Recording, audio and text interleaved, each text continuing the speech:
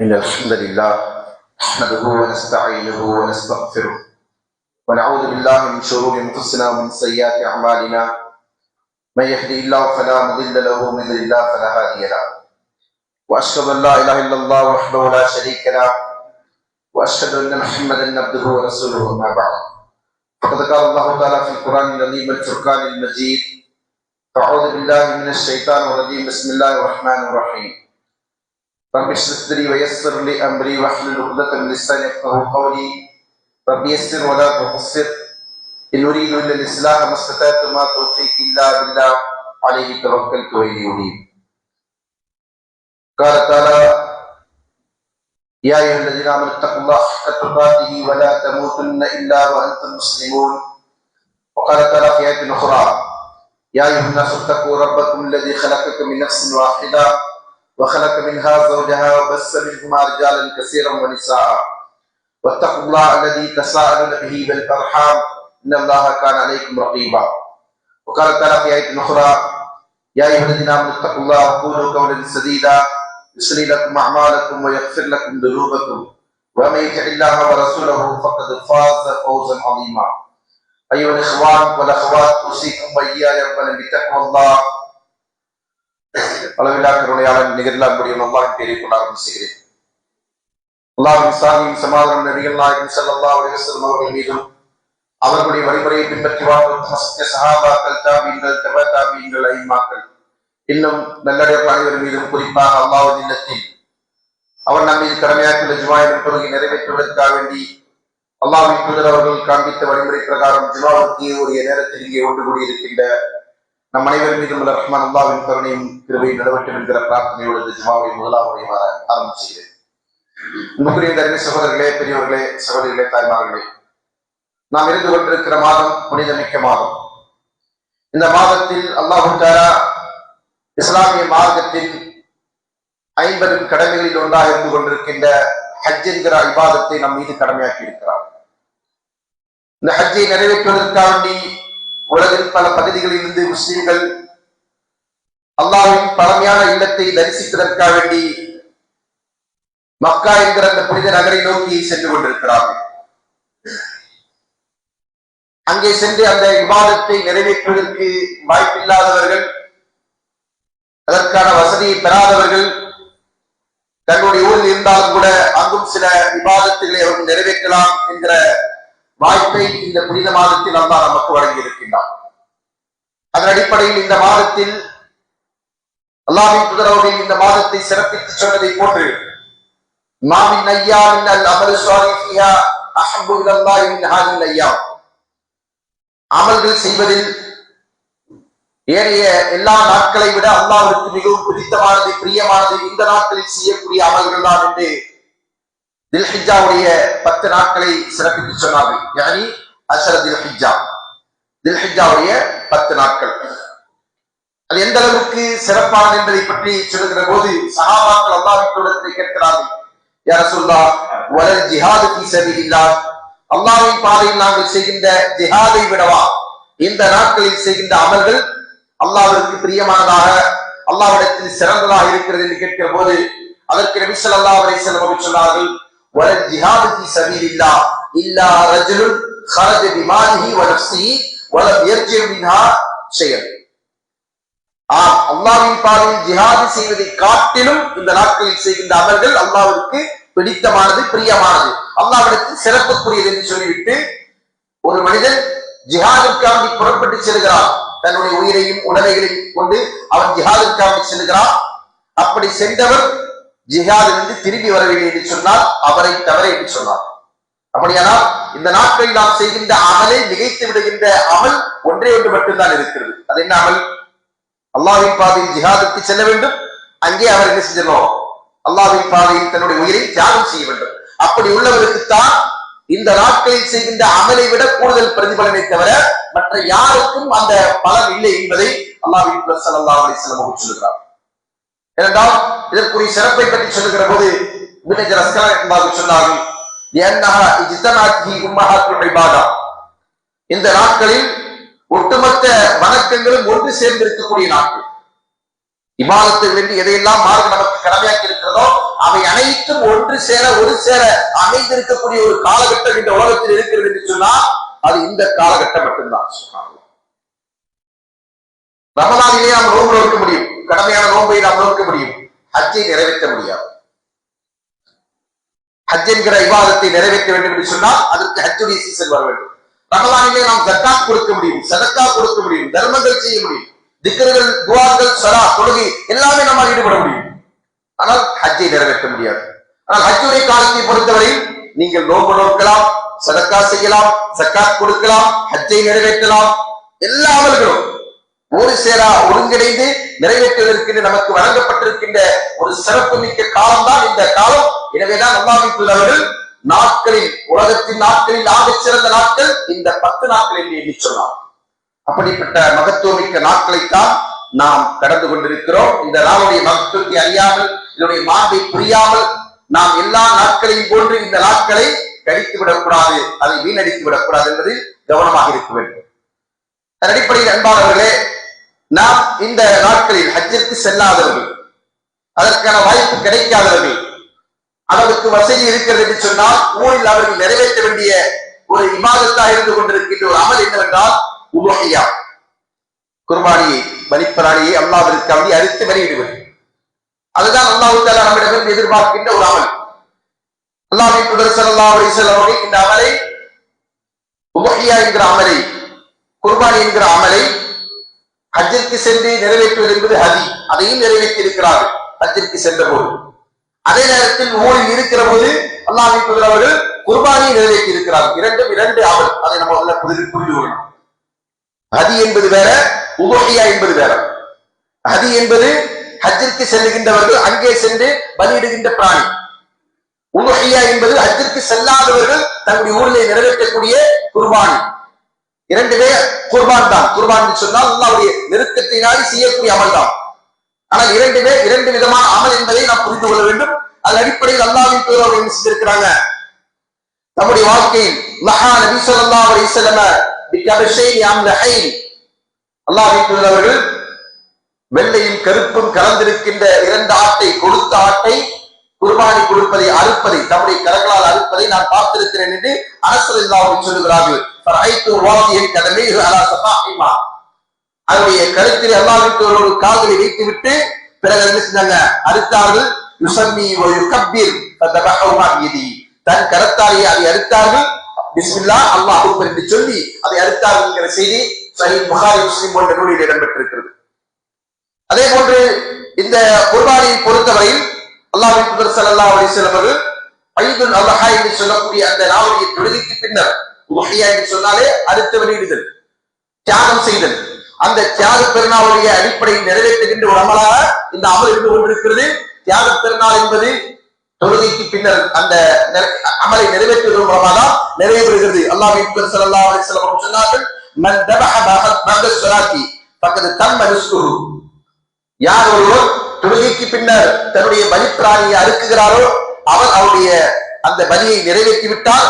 வஅஸாப சுன்னத்தல் முஸ்லிமீன், மேலும் முஸ்லிமுடைய சுன்னாவை அவர் நடைமுறைப்படுத்தி விட்டார் என்று அல்லாஹ்வின் தூதர் ஸல்லல்லாஹு அலைஹி வஸல்லம் சொன்னார். இதன் அடிப்படையில் இந்த உதுஹியா என்கிற அமலை பொறுத்தவரை அதற்கு மார்க்கத்தில் ஒரு சிறப்பான அந்தஸ்து இருந்து கொண்டிருக்கிறது. ஒரு வலியுறுத்தப்பட்ட சுன்னாவாக இந்த அமல் இருந்து கொண்டிருக்கிறது. எனவே வசதி உள்ளவர்கள், பொருளாதாரம் உள்ளவர்கள், எவ்வளவு பொருளாதாரம் இருக்க வேண்டும், ஜக்காத்துக்கு என்று ஒரு பொருளாதாரம் இருக்கு. ஜக்காத் கொடுக்கணும்னு சொன்னா ஒரு இடத்தில் 85 கிராம் நகை அல்லது அதற்கு ஈடான பணம் இருக்க வேண்டும். அப்படி உள்ளவர்கள் ஜக்காத்து கொடுக்க வேண்டும். அதே போன்று கால்நடைகளிலும் அளவு இருந்து கொண்டிருக்கிறது. அப்படி ஏதாவது வரம்பு வரையறை இதற்கு இருக்கிறதா என்று கேட்டால் இல்லை. ஒருவருக்கு தன்னுடைய தேவை போல மிச்சம் இருந்தது என்று சொன்னால் தன்னுடைய தேவைகளை நிறைவேற்றிக் கொள்ளக்கூடிய அளவுக்கு பொருளாதாரம் அவரிடத்தில் இருக்கிறது. அதை தாண்டி அவரால் நினைச்ச முடியும், அல்லாஹ்விற்கு அப்படி அல்லாஹ்வுடைய பாதையிலே தர்மங்கள் செய்ய முடியும் என்று சொன்னால் அப்படி உள்ளவர்கள் நிறைவேற்ற கடமைப்பட்டிருக்கின்ற ஒரு அமல் தான் இந்த அமல். இப்ப யாருக்கெல்லாம் வசதி இருக்கிறோம், அந்த வசதியை பொறுத்தவரை நமக்கு பல்வேறு விதமான அமைப்பு தரப்பட்டிருக்கிறது. ஒருவர் தனக்காக ஒரு ஆட்டை, தன் குடும்பத்திற்காக ஒரு ஆட்டை அறுப்பது இந்த வரியில் சிறந்தது. அதை முழுமையாக செய்து கொடுத்து வாங்கி அதை நிறைவேற்ற முடியாதவர்கள், அதற்கான வசதி வாய்ப்பு இல்லாதவர்கள் என்ன செய்யலாம் அப்படின்னு சொன்னால் அவர்கள் என்ன செய்யலாம், பங்கு சேர்ந்து கொள்ளலாம். ஒரு மாற்றுக்கு 7 நபர்கள் வரையிலும் அல்லது ஒட்டகத்திற்கு 7 நபர் வரையிலும் கூட்டு சேர்வதை அல்லாஹ்வின் அவர்கள் அனுமதித்திருக்கிறார்கள். அதன் அடிப்படையில் நினைச்சலாம் 7 நபர்கள் சேர்ந்து ஒரு மாட்டை வாங்கி அவர்கள் நினைச்சலாம் அதை அறுக்கலாம்.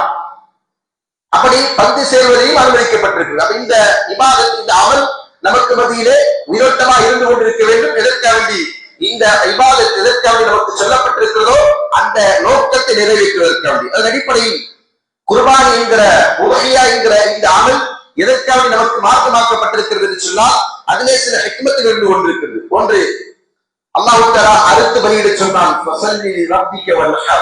உடைய ரப்பிற்காக நீங்கள் தொழுகை நிறைவேற்றுங்கள், இன்னும் அறுத்து பலியிடுங்கள். அந்த அறுத்து பலியிடுவதன் மூலமாக அல்லாஹ்விடத்திலே நாம் நினைக்கிறோம், அவருடைய கட்டளைகளை நிறைவேற்றி நெருக்கத்தை நாம் நாடுகிறோம். அந்த பிராணியின் இறைச்சியை நாம் நினைக்கிறோம் தர்மமாக ஏழைகளுக்கு கொடுக்கிறோம். அதனால் அதற்குரிய கூலி நமக்கு கிடைக்க இருக்கிறது என்கிற எதிர்பார்ப்போடு அல்லாஹ்வின் பொருத்தத்தை நாடி செய்யக்கூடிய ஒரு அமலாக அது இருந்து கொண்டிருக்கிறது என்பது இதனுடைய முதல் ஹிக்மத், இதில் இருந்து கொண்டிருக்கிற முதன்மையான நுட்பம். எனவேதான் சஹாபாக்கள் தாங்கள் வாங்குகின்ற மாட்டை செய்வாங்க, நிறைய உண்ண வைத்து கொழுக்க வைப்பார்கள். சயீத் பின் முஸைப் ரஹ்மத்துல்லாஹி சொல்கிறார்கள், சஹாபாக்களை குன்னா நுஸ்மினுல் உதுஹிய்யத பில் மதீனா வகான முஸ்லிமீன யுஸ்மிலூன், நாங்கள் உதுஹிய்யா பிராணியை மதீனாவில் கொழுக்க வைப்போம். முஸ்லிம்களும் நினைச்சுவாங்க, எல்லா முஸ்லிம்களும் அங்க இருக்கக்கூடிய வாடிக்கை சொன்னா அவர்கள் உலகியத்திற்காக பிராணியை தேர்ந்தெடுத்து வைத்துக் கொண்டு அதற்கு உணவூட்டி அதை கொடுக்க வைப்பார்கள். காரணம் என்ன? நல்ல திரளாத்திரமாக, நல்ல ஆரோக்கியமான, நல்ல சதை பிடிப்புள்ள அதை கொடுத்து அதன் மூலம் அல்லாஹ்வுடைய நெருக்கத்தை பெற வேண்டும் என்று அவர்கள் அந்த வணக்கத்தின் மூலமாக நாடுவார்கள் என்பதை சொல்லி காட்டுகிறார்கள். அடுத்ததாக இந்த உலகியத்தை நாம் நிறைவேற்றுவதன் மூலமாக இரண்டாவது இருந்து கொண்டிருக்கிற மக்சத், நோக்கம் என்னவென்று சொன்னால், ஹிக்மத் என்னவென்று சொன்னால், நாம் இபாதத்திற்கு நம்மை பக்குவப்படுத்திக் கொள்கிறோம். இப்ராஹிம் அலைஹிஸ்ஸலாம் அவர்கள் செய்த ஒரு வணக்கம் அல்லாஹ் தஆலா இந்த உம்மத்திற்கு அப்படியே செய்தார், கடமையாக்கி விட்டார். அதன் அடிப்படையில் தான் அன்று முதல் இன்று வரையிலும் இப்படிப்பட்ட ஒரு இபாதத்துக்கு சமுதாயத்தில் நடைமுறை இருந்து கொண்டிருக்கிறது. அதன் மூலம் என்ன செய்யணும், அல்லாஹ் சொன்னான் என்று சொன்னால் எத்தகைய வணக்கத்தையே நாம் செய்வதற்கு தயார். உயிரை அறுக்க வேண்டுமா, பிராணி அறுக்க வேண்டுமா, அல்லாஹ் சொல்லுகிறான் என்று சொன்னால் அதை செய்வதற்கு நான் தயார். நான் பாசத்தோடு நேசத்தோடு வளர்த்த பிராணியாக இருந்தாலும் சரி, அந்த பிராணி படைக்கப்பட்டதோட நோக்கம் என்ன? உணவிற்காகத்தான் படைத்தவன் அது அந்த நோக்கத்துக்கு தான் படைச்சிருக்கான். எனக்கு இரக்கமா இருக்கிறது, கருணை இருக்கிறது என்பதற்கெல்லாம் சொல்லி செய்யக்கூடாது, அதை நிறைவேற்றாமல் இருந்து விடக்கூடாது. அப்ப இபாதத்து தான் அங்கே தலை தோன்ற வேண்டும், மிகைத்து காணப்பட வேண்டும். அதெல்லாம் வேறு எந்த உணவிற்கும் மனிதன் செய்யக்கூடாது, இடம் அளிக்கக்கூடாது என்கிற ஒரு பயிற்சி இந்த இபாதத்தின் மூலமாக நமக்கு தரப்படுகிறது. மூன்றாவது, இந்த மார்க்கம் நிலை கொண்டிருக்கிற அஸ்திவாரம் என்பது தௌஹீத். அந்த தௌஹீதிற்காகத்தான் நாம் வாழுகிறோம், நாம் அமல்களை செய்கிறோம். அதனால்தான் அதை அறுக்கிறது பிஸ்மில்லாஹ், அல்லாஹ்வின் பெயர் கூறி அறுக்கிறேன், அல்லாஹு அக்பர், அல்லாஹ் மிகப்பெரியவன். அல்லாஹ்வுடைய வஹ்தானியத்தை, அல்லாஹ்வுடைய ஏகத்துவத்தை, அல்லாஹ்வுடைய தனித்துவத்தை அங்கே பறைசாற்றிவிட்டு மனிதன் அல்லாஹ்விற்காக மட்டுமே இந்த அமலை செய்கிறோம் என்கிற அடிப்படையில் அவன் தன்னை என்ன செய்யலாம், இந்த இபாதத்திற்காக இபாதத்தின் மூலமா அல்லாஹ்வுடைய ஏகத்துவத்தை பறைசாற்றக்கூடியவனாக மாறுகிறான் என்பது என்னுடைய மூன்றாவது நுட்பம். நான்காவது, அறுக்கின்ற பிராணி தனக்காக வளமையான அமைச்சரும் கறி சாப்பிடக்கூடியவங்க தான் இல்லையா?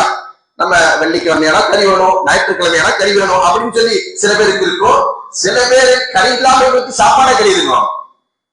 காய்கறி வச்சா அது கறி இல்லை, கறி தான் வேணும். அதுல காய்கறின்னு எதுக்கு சேர்த்திருப்பாங்கன்னா, அப்படியாவது என்ன செய்வோம், கறின்ற ஒரு பேர் வந்திருக்கின்ற எண்ணத்திலேயாவது சாப்பிட்டு போட்டு நினைப்பாங்க. அதெல்லாம் செட் ஆகுது. எங்களுக்கு என்ன செய்யணும், நான்வெஜ் இருந்தாதான் இறங்கும் அப்படின்ற மனநிலையில் உள்ளவங்க இருக்கிறாங்க. அப்ப நான் என்ன செய்யறோம், வளமையா கறி சாப்பிடக்கூடியவர்கள் தான். ஆனால் வளமையாக கரியை அறுத்து பிறருக்கு கொடுக்கக்கூடியவர்களா இருக்கிறோமா அப்படின்னா இல்லை. அப்படிப்பட்ட வாங்க முடியாதவர்கள், வசதி இல்லாதவர்கள், புக்கராக்களா இருக்கக்கூடியவர்கள், வறியவர்களை நாம் சொல்லுவோம் கருத்தில் கொள்ள வேண்டும் என்பது, அவர்களுக்கு உணவளிக்க வேண்டும் என்பது, அவர்களுக்கு தர்மம் செய்ய வேண்டும் என்பது இதனுடைய நான்காவது நுட்பமாக இருந்து கொண்டிருக்கிறது.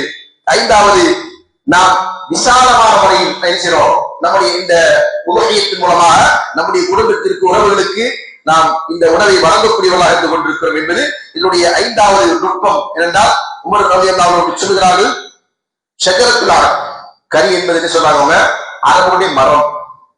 அதாவது அரபுகளுக்கான வெஜிடேரியன், நமக்கு வெஜிடேரியன் காய்கறி, அரபுகளுக்கு என்ன வெஜிடேரியன், அவளுக்கு கறி தான் வெஜிடேரியன். வெஜிடேரியன் நான் வெஜிடேரியன் எல்லாம் வந்து அவங்களுக்கு கறிதான், கறி இல்லாம அவங்களுக்கு சாப்பாடு இல்லை. அப்ப அப்படி என்ன செய்றாங்க, அதை எல்லாருக்குமே அந்த நாள் நினைச்சிடும் பரவலாக்க வேண்டும் என்பதற்காக இந்த அமல் செய்கிறார்கள் என்பதை நாம் நினைச்சிடும் புரிந்து கொள்ள வேண்டும். ஆறாவதாக அல்லாஹ் நமக்கு வழங்கி இருக்கக்கூடிய நியாமத், எண்ணற்ற நியாமத்துகளை அல்லாஹ் வழங்கி இருக்கிறான். அதில் செல்வம் என்கிற நியாமத்தும் அல்லாஹ் நமக்கு தந்திருக்கிற ஒரு அறுப்படை.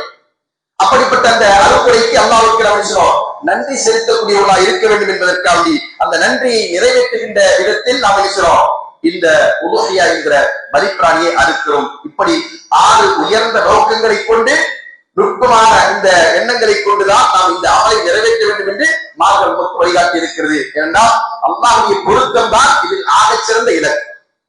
நல்லா என்ன சொன்னா, நீங்கள் அறுக்கின்ற பலிப்பிராணியின் ரத்தமோ மாமிசமோ அல்லாஹ்வுக்கு தேவையில்லை, தேவையற்றது. அல்லாஹ் எப்போதுமே அவனை பற்றி சொல்லுகிற போது அல்லாஹ் சமது, அவன் பிறரிடத்தில் தேவையற்றவன்.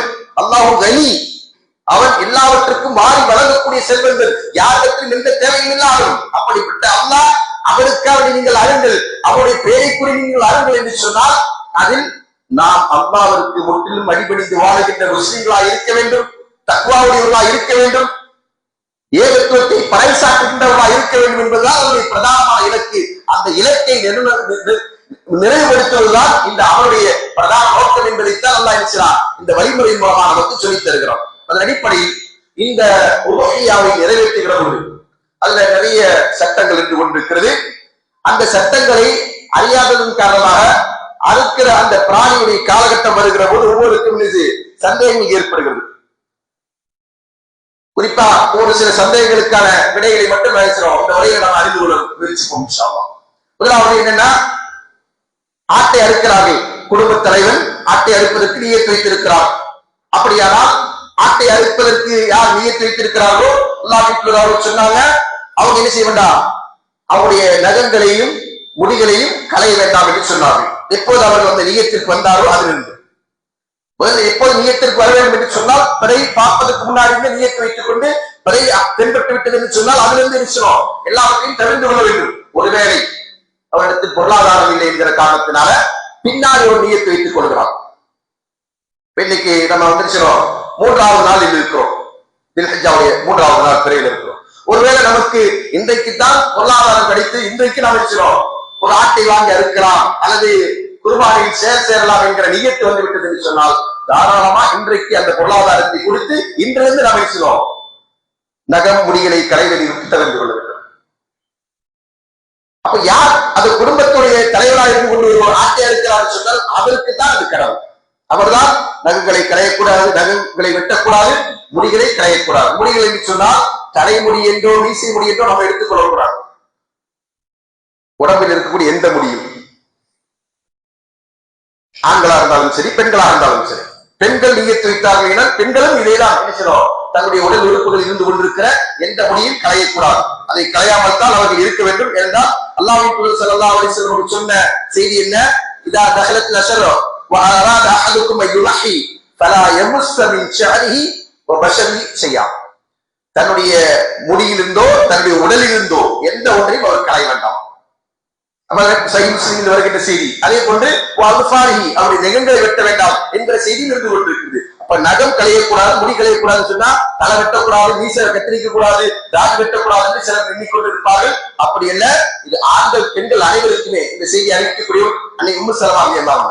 ஆண்கள் பெண்கள் அனைவருக்குமான ஒரு செய்தியாகத்தான் இது இருந்து கொண்டிருக்கிறது என்கிற காரணத்தினால யாரும் தன்னுடைய உடலில் இருக்கக்கூடிய எந்த முடியையும் களையக்கூடாது என்பதுதான் இதற்குரிய நோக்கம். பெண்கள் உலோகியாவை அறுக்கலாம், நியத்து வைப்பதோடு மட்டுமில்லாமல் அவர்கள் அறுக்கலாம் என்று கேட்டால் அதற்கும் அனுமதி இருக்கிறது. பெண்களே விருப்பப்பட்டு ஆட்டை அறுக்கிறாங்களா, அவர்களுக்கு அதற்கு வலிமை இருந்தது என்று சொன்னால், துணிவு இருந்தது என்று சொன்னால் தாராளமா அறுத்துக் கொள்ளலாம். அல்லாஹ்வின் தூதர் ஸல்லல்லாஹு அலைஹி வஸல்லம் காலகட்டத்தில் பெண்கள் என்ன செஞ்சிருக்கிறாங்க, ஆடுகளை அறுத்திருக்கிறார்கள். அல்லாஹ்வின் தூதர் ஸல்லல்லாஹு அலைஹி வஸல்லம் அவர்கள் அந்த அறுத்த பெண்ணால் அறுக்கப்பட்ட பிராணியை பற்றி சொல்கிற போது அதுல இருந்து நீங்க வச்சீங்க தாராளமா உண்ணுங்கள் என்று சொன்னார். அதனால் பெண் அறுக்கிறது கூடாது என்று மார்க்கம் சில சொல்லவில்லை.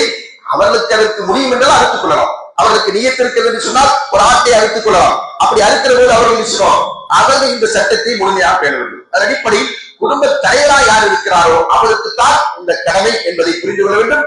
அதே நேரத்தில் குடும்பத்தினர்கள் அது நன்மையில் அவர்கள் பங்காளிகளாக இருக்கிறாங்க. குடும்ப தலைவர் ஆட்டை அறுக்கிறார், அந்த குடும்பத்தில் இருக்கிற அத்தனை உறுப்பினர்களும் யாரு அந்த நன்மையில் பங்கு சேரக்கூடியவராக இருக்கிறார். எனவே நாங்களும் என்ன செய்றோம், இதை கலந்து கொள்கிறோம் என்று சொன்னால் அது குற்றமே. நாங்களும் முடியை களையறது இல்ல, நகத்தை வெட்டுறது இல்ல அப்படின்னு ஒருத்தங்க என்ன இருக்கிறாங்க சொன்னா அதுல குற்றம் இல்லை. ஆனால் அப்படி இருக்க வேண்டும் என்று கட்டாயம் இருக்கிறதா என்றால் அதுவும் இல்லை என்பதுதான் அவன் சொல்லுவோம் புரிந்து கொள்ள வேண்டிய செய்தி. அதற்கு அடுத்தபடியாக ஒருவர் நீயத்தை வைத்து விட்டார், மறதியா என்ன செஞ்சிட்டாரு, நகத்தை வெட்டிட்டாரு, முடியை வெட்டி விட்டார். இவர் என்ன செய்யறது, கவனக்குறைவினால ஆரம்பத்திலேயே தில்ஹிஜ்ஜாவுடைய பிறைக்கு முன்னாடி அவர் நீயத்தை வச்சுட்டாரு, பிறையும் துவங்கி விட்டது. அவர் அதை பற்றிய கவனமின்மையினால் அல்லது மறதியின் காரணமாக என்ன செஞ்சாரு, தன்னுடைய நகத்தை வெட்டி விட்டார் அல்லது முடியை வெட்டி விட்டார் என்று சொன்னால் பல அரஜாலை அவர் மீது எந்த குற்றமும் இல்லை. அவர் என்ன செய்தார், அதற்கு பரிகாரம் எதுவுமே செய்ய தேவையில்லை. அதனால் அவர் என்ன செய்யலாம், அந்த அமலை தாராளமா நிறைவேற்றிக் கொள்ளலாம். ஏனென்றால் அல்லாஹ் ஸல்லல்லாஹு அலைஹி வஸல்லம் இடத்துல ஹஜ்ஜுடைய கடமைகளில் சில விஷயங்களை முன்பின் செய்த சஹாபாக்கள் வந்து கேட்கிற போது பல அரஜாலை என்றுதான் என்ன செய்றாங்க, அல்லாஹ் ஸல்லல்லாஹு அலைஹி வஸல்லம் சொன்னாங்க என்கிற அடிப்படை இதற்கும் அதுதான் சட்டம் என்று என்ன செய்றாங்க அறிஞர்கள் சொல்கிறாங்க. அடிப்படையில யாராவது ஒரு மறதியா நகத்தை வெட்டி விட்டாலோ அல்லது முடிகளை கலைந்து விட்டாலோ குற்றமில்லை. சில போது நமக்கு என்ன செய்வோம், நகம் எங்கேயாவது பட்டு அதுவா என்ன செய்வோம் தோங்கக்கூடிய நிலையில் இருக்கும், அது பிச்சு போடலாம் டிஸ்டர்பன்ஸா இருக்கும் என்கிற நிலையில் இருக்குது. அதை நம்ம எடுத்து போனோம்னா அதுவும் தப்பில்லை, அதை என்ன செய்யலாம் தாராளமா செய்து கொள்ளலாம். அதே நேரத்தில் ஒருவர் வேண்டுமென்றே இந்த நியத்தில் இருக்கிறார் என்று சொல்லிட்டு பிறகு அவர் செய்கிறார், வேண்டுமென்றே அறுக்கிறார், வேண்டுமென்றே நகத்தை கலைகிறார், தெரிந்து கொண்டு அவருக்கு நன்றாக தெரியும் தான் நியத்து வைத்திருக்கிறோம் என்று தெரிந்து கொண்டும் அதே நிலையில் அவர் செய்கிறார். அதெல்லாம் என்ன இருக்கு என்று அலட்சியம் செய்து அவர் செய்கிறார் என்று சொன்னால் அவர் நிச்சயம் அல்லாஹ்விடத்திலே அதற்காண்டி பாவ மன்னிப்பு தேடியாக வேண்டும். ஏனென்றால் அறிந்த நிலையில் அவர் என்ன செய்கிறார், ஒரு சுன்னாவை கடைபிடிக்க தவறுகிறார், அதை மீறுகிறார் என்கிற காரணத்தினால் அவர் என்ன செய்யணும், அதற்காண்டி அல்லாஹ்விடத்தில் பாவ மன்னிப்பு தேட வேண்டும் என்பதால் அதற்குரிய வழிகாட்டுதல். அதற்கு அடுத்தபடியாக உலகையா பிராணியை பொறுத்தவரை அது முழுக்க முழுக்க தர்மமாக சேர வேண்டியது. அல்லாஹ்விற்கு இருக்கிறோம், அதை நாம் செய்யலாம், நாம் உண்பதற்கு அனுமதி உண்டு, அதை கொண்டு சென்று கொடுப்பதற்கும் அனுமதி உண்டு, இரண்டு தான் அதிலே செய்ய வேண்டும். முழுமையா உண்டாலும் தவறில்லை. ஆனால் அந்த பிராணியை அறுப்பதற்கு நாம் என்ன செய்யக்கூடாது, அதுல எந்த விதத்திலும் லாபம் பெறக்கூடாது. பிராணி அறுத்து அதனுடைய தோலை விற்று காசாக்கி லாபம் பெறலாமா, சேனத்தை கயிறை விற்று காசாக்கி லாபம் பெறலாமா அப்படின்னா அதற்கு அனுமதி இல்லை. ஏனென்றால் அல்லாஹ் ஸல்லல்லாஹு அலைஹி வஸல்லம் சொன்னார்கள், அல்லாஹ் சொல்லுகிறார்கள், அமரனி ரசூலுல்லாஹி ஸல்லல்லாஹு அலைஹி வஸல்லம் அன் அக்கும் அலா புதுலா. ரசூலுல்லாஹி அவர்கள் பலிப்பிராணி அறுத்து கொண்டிருக்கிற ஒட்டகத்தை கண்காணிக்கின்ற பணியில் என்ன செஞ்சாங்க, எனக்கு கட்டளையிட்டார்கள். அதனுடைய இறைச்சியையும் அதே போன்று அதனுடைய தோள்களையும் தர்மம் செய்யுமாறு கட்டளையிட்டார்கள். அந்த பிராணியின் பகுதியிலிருந்து எதையும் அறுக்கின்றவர்களுக்கு கொடுக்க கூடாது, அதாவது கூலியா கொடுக்க கூடாது. பிறகு அலியல்லா சொல்கிறார், நான் நினைச்சோம் கொடுப்போம், அவருக்கு என்ன கொடுப்போம், எங்கிட்ட இருந்து கொடுப்போம் அப்படின்னா அதற்கு தனி காசு தனி கணக்கு. அறுப்பவருக்கான கூலி என்ன செய்யக்கூடாது, அந்த பிராணிக்கான தொகையிலிருந்தோ பிராணியிலிருந்தோ எதுவுமே சேரக்கூடாது. இருந்தால் அந்த பிராணி முழுக்க முழுக்க என்னது, அல்லாஹ்விற்காண்டி சேர வேண்டியது, அல்லாஹ்விற்காண்டி நம்ம நினைச்சோம் நியத் செய்து நிறைவேற்றுகிற ஒன்று என்பதன் காரணமாக அதனுடைய பகுதியில் எதையும் என்ன செய்யக்கூடாது, நம்ம பொருளாதாரத்தை லாபமாக ஈட்டக்கூடாது. இமாம் ஷௌகானி ரஹ்மத்துல்லாஹி சொல்கிறார்கள், இத்தஃபகு அலா அன்ன லஹ்மஹா லா இபாஹு ஃபதலா ஜுலூத். பிராணி அறுக்கின்ற பலிப்பிராணியின் இறைச்சி விற்பனை செய்யக்கூடாது என்பதில் அறிஞர்கள் அனைவரும் ஏகோபித்திருக்கிறார்கள். அதே போன்றுதான் நம்மளுக்கு தோணும், அதுவும் நினைச்சிடும் தர்மமாக போக வேண்டும், அதை விற்பனை பொருளாக ஆக்கக்கூடாது என்பதால் இதிலே ஏகோபித்திருக்கின்ற கருத்து. அதன் அடிப்படையில் மேலும் சில சந்தேகங்கள் இந்த உலகையாவுடைய விஷயத்தில். காயடிக்கப்பட்ட ஆடு, காயடிக்கப்பட்ட மாடு, இதை உலகையா கொடுக்கலாமா அப்படின்னு கேட்டா கொடுக்கலாம், அதை கொடுக்க கூடாது என்று எந்த தடையும் இல்லை. நபி ஸல்லல்லாஹு அலைஹி வஸல்லம் அவர்கள் குறை என்று 4 விஷயத்தை தான் சொன்னாங்க. அவரா பையினுன் அவரா, குருடு தெளிவாக குருடாக இருக்குது. அதே போன்று மர்தா பையினு மர்துஹா, நோயாளியா இருப்பது, அந்த பிராணிக்கு நோய் இருக்கிறது. மூன்றாவதா அர்ஜா, குணமா இருப்பது.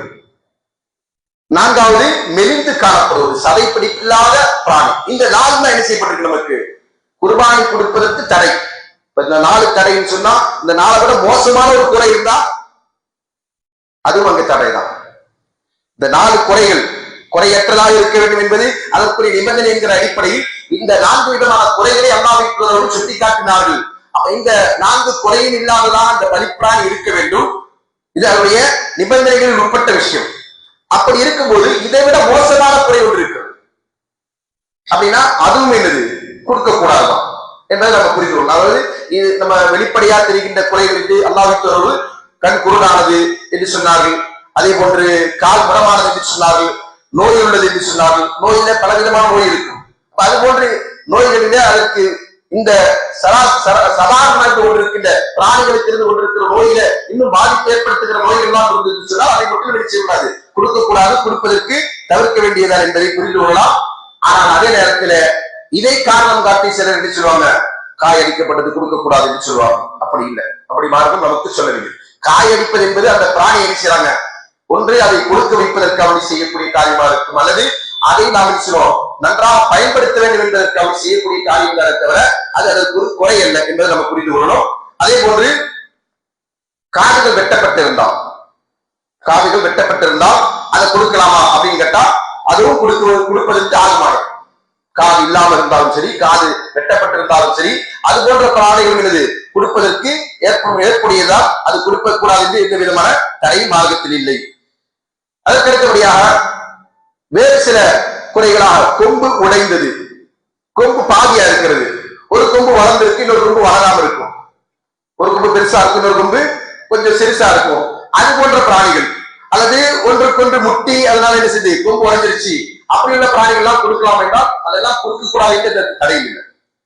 இந்த பிராணிகளை பொறுத்தவரையில் நாம் கவனிக்க வேண்டிய விஷயம் என்னன்னு சொன்னா, ஒரு பிராணி, ஒரு ஆடு இருக்கிறது அல்லது ஒரு மாடு இருக்கிறது, கொம்புள்ள ஆட்டுக்கு ஒரு விலை, கொம்பில்லாத ஆட்டுக்கு ஒரு விலை, அப்படி 2 விலை இருக்கு.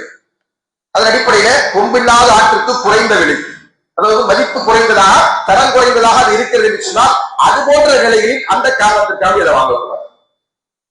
ஏன்னா அல்லாஹ்விற்காக நம்ம கொடுக்கும் போது எதை செய்யணும், அல்லாஹ்வின் தூதர் ஸல்லல்லாஹு அலைஹி வஸல்லம் அவர்கள் சொன்னதை போன்று இன்னல்லாஹ தய்யிபுன் லா யக்புல் இல்ல தய்யிப், அல்லாஹ் தூய்மையானவன், தூய்மையானதை தவிர வேறு எதையும் ஏற்றுக்கொள்ள மாட்டான். இப்ப நாம தூய்மையான எண்ணத்தோடு இந்த இபாதத்தை நிறைவேற்றுகிறோம் என்று சொன்னால் எது ஆகச் சிறந்ததோ அதைத்தான் நிறைவேற்றும். அந்த அடிப்படையில் இருக்கிறோம். இது மலிவாக கிடைக்கிறது என்கிற காரணத்தினால் தேர்ந்தெடுக்க கூடாது. அது அல்லாமல் அப்படி உள்ளதான் கொம்பே இல்லாத ஆடுதான் இருக்கிறது, அறுக்கலாமா இருக்கலாம். கொம்பு ஒன்று வளைந்ததாக ஒரு கூடுதல் வளர்ச்சியுடையதா இருக்குது, இன்னொன்று குறைவான வளர்ச்சியுடையதா இருக்குது, அதை அறுக்கலாமா, அதையும் அறுக்கலாம். அதற்கெல்லாம் எந்த விதமான தடையும் மார்க்கத்தில் என்ன செய்ய சொல்லப்படவில்லை என்பதை நாம் புரிந்து கொள்ள வேண்டும். அதற்கு அடுத்தபடியாக அதிகமானவர்கள் இந்த ஈதுல் அத்ஹாவின் போது கேட்கக்கூடிய ஒரு கேள்விதான், குர்பானிக்கு நாங்க நேர்ச்சி செய்திருந்தோம், நியத்து வச்சிருந்தோம், ஆனா அதே நேரத்தில் என்ன செய்யறாங்க, வேற ஒருத்தர் வந்து மருத்துவ உதவி கேட்கிறாங்க, ஸ்கூல் படிக்கிறதுக்கு உதவி கேட்கிறாங்க. இப்ப நாங்க குர்பானி நிறைவேற்றணுமா அல்லது இந்த பொருளாதாரத்தை கொண்டு மருத்துவ உதவி செய்யணுமா அல்லது படிப்பதற்கு பணம் கொடுக்கணுமா என்று கேட்கிறார்கள். இது ஒரு இபாதத் என்கிற அடிப்படையில் செய்யக்கூடிய காரியம். குர்பானி என்பது இபாதத் என்கிற அடிப்படையில் செய்யக்கூடிய காரியம். எனவே இதற்கு நாம் என்ன சொன்னோம், முன்னுரிமை கொடுக்க வேண்டும். இதுதான் அங்கே நிறைவேற்ற வேண்டியது பொருத்தமானது. அல்லாஹ்வின் தூதர் ஸல்லல்லாஹு அலைஹி வஸல்லம் தர்மங்களை செய்தார்கள், ஏழைகளை ஆதரித்தார்கள், அனாதைகளை ஆதரித்தார்கள், விதவைகளை பராமரித்தார்கள், அவர்களுக்கெல்லாம் தன்னுடைய பொருளாதாரத்தை எடுத்துக் கொடுத்தார்கள். அப்படி இருந்தும் கூட அல்லாஹ்வின் தூதர் அவர்கள் சொன்னாங்க, உதுஹியா என்று வருகிற போது இந்த கடமை நிறைவேற்றினார். அப்ப இதுல இருந்து நம்ம எதை புரிந்து கொள்ளணும், அந்த தர்மங்களை காட்டிலும் ஆகச் சிறந்தது எது, உதுஹியா என்கிற பிராணி அறுப்பதுதான். நீங்கள் மருத்துவத்திற்கு செய்யக்கூடிய உதவியை காட்டிலும் வேறைய தேவைகளுக்காக செய்கின்ற சதக்காக்களை காட்டிலும் இந்த தர்மம் தான் இங்கே சிறந்ததாக இருக்கிறது. எனவே இதைத்தான் நாம் தேர்ந்தெடுத்து செய்ய வேண்டும். சில இயற்கை பேரிடர்கள் வருகிற போது என்ன செய்வாங்க, அப்போ இதே கேள்வி கேட்பாங்க, குர்பானிக்கு நியத்து வச்சோம், நேர்த்தி செஞ்சோம், நாங்க அந்த பொருளாதாரத்தை எடுத்து வயநாட்டுல பாதிக்கப்பட்டவங்களுக்கு கொடுக்கலாமா அல்லது மண் சரிவில பாதிக்கப்பட்டவங்களுக்கு, தண்ணீர்ல பாதிக்கப்பட்டவங்களுக்கு கொடுக்கலாமான்னு கேட்பாங்க. அதை நீங்க தனியார் செய்ய வேண்டிய ஒரு அமைப்பு. நம்மை சுற்றி வாழக்கூடிய மனிதர்கள் துயரத்திற்கும் துன்பத்திற்கும் ஆளாகிறார்கள் என்று சொன்னால் அந்த துன்பத்தை துயரத்தை கண்டு ஒரு முஸ்லிம் கண்டு காணாமல் இருக்கலாம் என்றால் இருக்கக்கூடாது. நாம் மறுமை அஞ்சுகிறோம் என்று சொன்னால் மறுமையில் நமக்கு அல்லாஹ்விடத்திலே நாம் செய்கின்ற அமலுக்கான பிரதிபலன் வேண்டும், மறுமையின் நெருக்கடிகள், மறுமையின் கஷ்டங்கள் நமக்கு விலக வேண்டும் என்று சொன்னால் நாம் என்ன செய்வோம், நம்மிடத்தில் என்ன இருக்கிறதோ அதை கொண்டு அல்லாஹ்வுடைய அன்பை தேட வேண்டும், நம்மை சூழ இருக்கின்ற மக்களை அரவணைக்க வேண்டும். அல்லாஹ்வின் தூதர் ஸல்லல்லாஹு அலைஹி சொன்னாங்க, மன் நஃபஸ குர்பத்தல் முஸ்லிம் ஃபர்ரஜல்லாஹு குர்பத்தஹு யௌமல் கியாமா. யார் ஒரு முஸ்லிமுடைய கஷ்டத்தை உலகத்திலே போக்குறானோ அவனுடைய கஷ்டங்களை அல்லாஹ் தஆலா மறுமையில் போக்குறான். யார் நெருக்கடியாக இருக்கக்கூடியவர்களுக்கு அந்த நெருக்கடியிலிருந்து விடுதலை வாங்கி தருகிறாரோ அல்லாஹ் தஆலா அவனை மறுமையில் நெருக்கடியிலிருந்து அவனை விடுவிக்கிறான். இப்படி என்ன செஞ்சாங்க? அதற்கான சிறப்பை அல்லாஹ்வின் தூதர் மகத்துவமான செய்தியா சொன்னாங்க. அப்ப அந்த அடிப்படையில் அந்த அமலை நாம் நிறைவேற்றுவோம். அதே நேரத்தில் ஒரு உயிர் போகின்ற கேஸ் இருக்கிறது. நாம் குர்பானிக்காக வைத்திருக்கிற பொருளாதாரத்தை அன்றி எதுவுமே அவருடைய உதவிக்கு இல்லை என்று சொன்னால் அப்படிப்பட்ட நிலையில் அதை நினைச்சலாம் நம்ம கொடுக்கலாம். ஒரு உயிர் போகக்கூடிய கேஸ் நம்முடைய குடும்பத்திலோ நமக்கு நெருக்கமானவர்களுக்கு பற்றியிலோ யாரோ இருக்கிறது, அவர்களுக்கு நாம கொடுத்து உதவ வேண்டிய கட்டாயம் இருந்து கொண்டிருக்கிறது. நம்ம இடத்துல வேற பொருளாதாரமும் இல்லை, அவங்களுக்கு கொடுக்கறதுக்கு நம்மகிட்ட வேற பணமும் இல்லை என்ற நிலையில் குர்பானியுடைய தொகை மட்டும்தான் இருக்கிறது என்றால் அப்போது கொடுக்கலாம். ஏனென்றால் ஒருவர் ஒரு தர்மம் செய்ய நினைத்து அதை விட சிறந்த ஒன்றை, ஒரு அமலை செய்ய நினைத்து அதை விட சிறந்த ஒன்றை கண்டால் அதை செய்து கொள்ளட்டும் என்று அல்லாஹ்வின் தூதர் அதற்கு இருக்கிறாங்க. அந்த அடிப்படையில் சலுகை வழங்கி இருக்கிறார்கள் என்கிற காரணத்தில் அதை தேர்ந்தெடுக்கலாம். அது அல்லாத பட்சத்தில் நம்மால் முடியும், இதற்கும் கொடுக்க முடியும் அதற்கும் கொடுக்க முடியும் என்றிருந்தால் நாம் குர்பானியா நிறைவேற்ற வேண்டும், தர்மங்களை தர்மங்களா செய்ய வேண்டும். இந்த இரண்டு தர்மங்களில் ஏது சிறந்தது என்று கேட்டால் குர்பானி என்கிற தர்மம் தான் சிறந்தது என்பதில் எந்த விதமான மாற்று கருத்தும் இல்லை. அடுத்ததாக அன்பானவர்களை, அதிகமானவர்கள் கேட்கின்ற ஒரு கேள்வி என்னன்னு சொன்னா, மரணித்தவர்களுக்காக குர்பானி கொடுக்கலாமா? மௌத்தாவனுடைய பேர்ல, பேரை பொறுத்த வரைக்கும் அல்லாஹ்வுடைய பேர்ல தான் குர்பானி கொடுக்கணும். அதுதான் குர்பானி இல்லையா? அல்லாஹ்வுடைய பேர் இல்லாத வேற ஒரு பேரு ஒரு காலத்துல வளமையா இருந்தது. மாப்பாவோட பேர் சொல்லி அருங்க, உம்மாவோட பேரை சொல்லி அருங்க, அல்லது அவருக்கு குர்பானி கொடுக்கணும்னு இயற்கை வச்சாரு அவருடைய பேர் என் பேர் ரஹ்மத்துல்லா சொல்லி அருங்க. அப்படி அடுத்து அது என்ன ஆயிடுது? முஸ்லிம்கள் உண்பதற்கான கரியா இருக்க. ஏன் அறுக்கும் போது யாருடைய பேர் சொல்லி அறுக்கணும்? அல்லாஹ்வின் பேர் கூட அறுக்கப்பட வேண்டும்.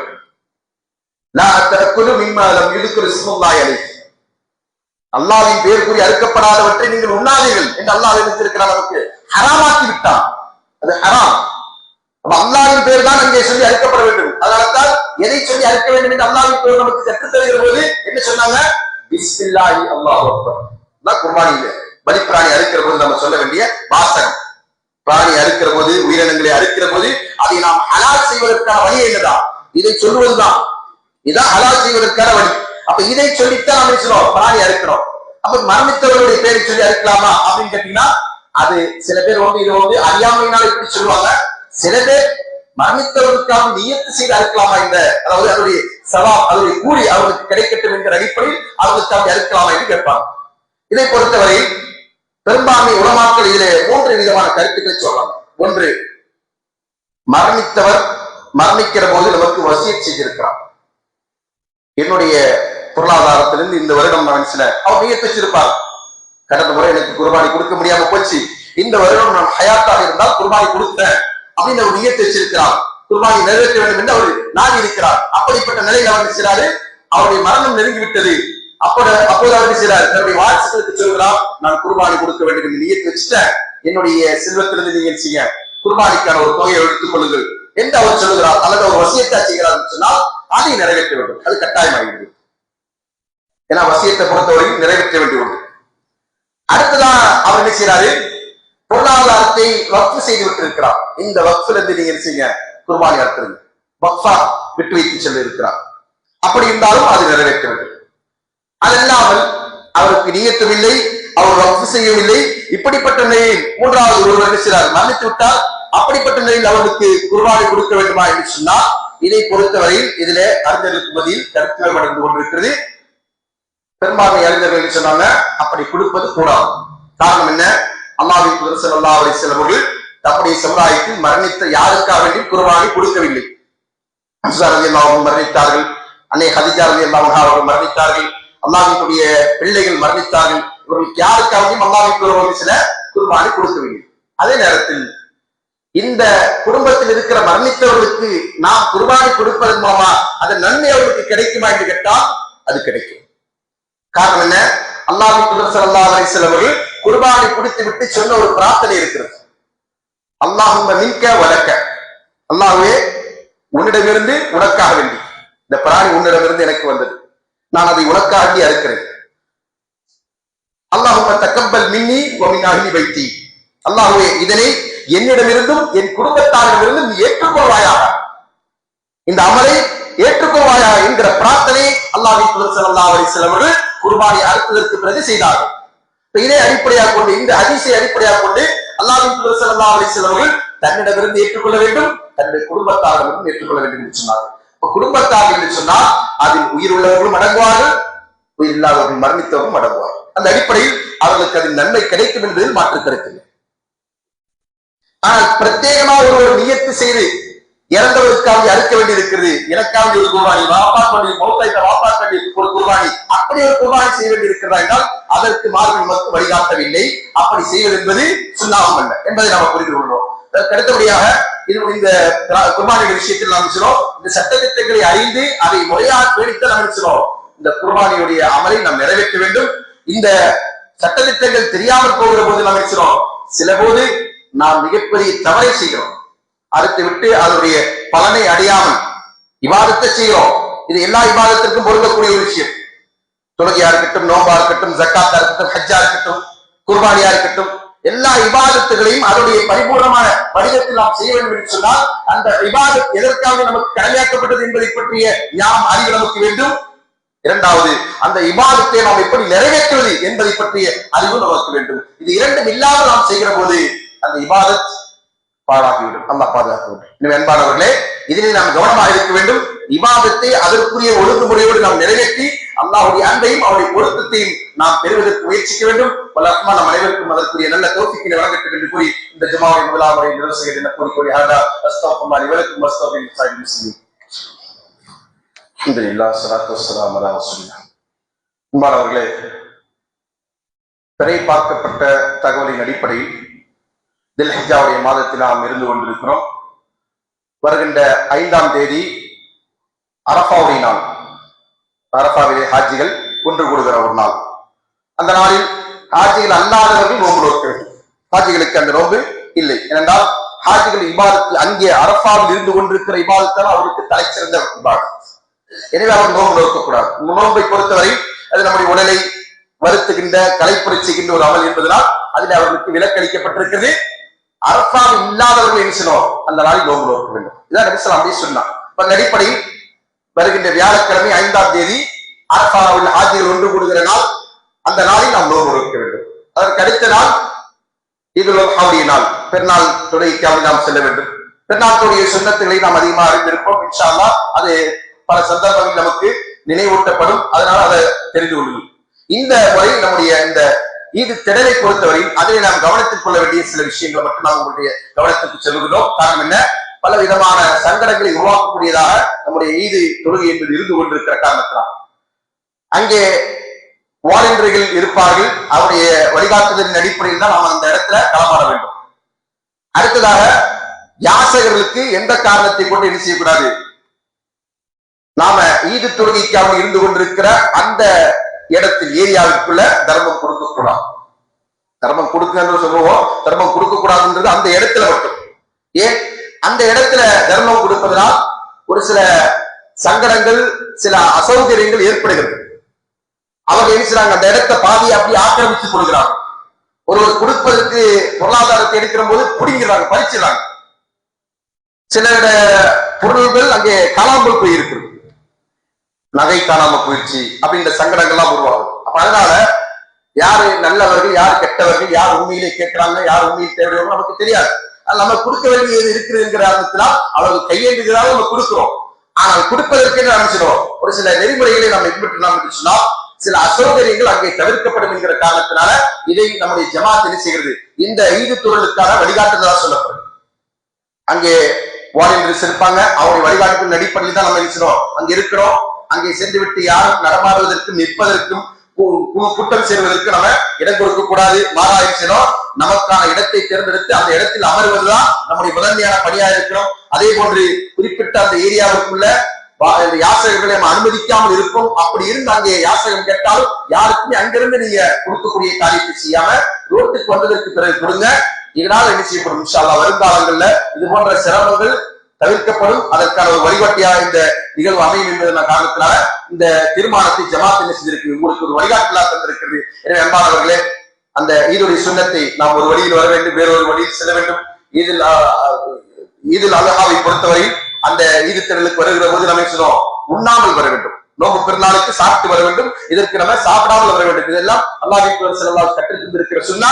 அதை கடைபிடித்து நம்முடைய அமல்களை அழகான முறையில் அல்லாஹ்விற்கு அவனை நிறைவேற்றவும் அல்லாஹ்வை பொருத்தத்தை பெறுவோம். இன்னல்லாஹ் யம்ரு இஹ்சான வ இத்தாஇ வல் குர்பா வ யன்ஹா அனில் ஃபஹ்ஷாஇ வல் முன்கர் வல் பக்யி யஇதுக்கும் லஅல்லக்கும் ததக்கரூன். வ ذكر الله أكبر والله يعلم الصلاة وأقيموا الصلاة.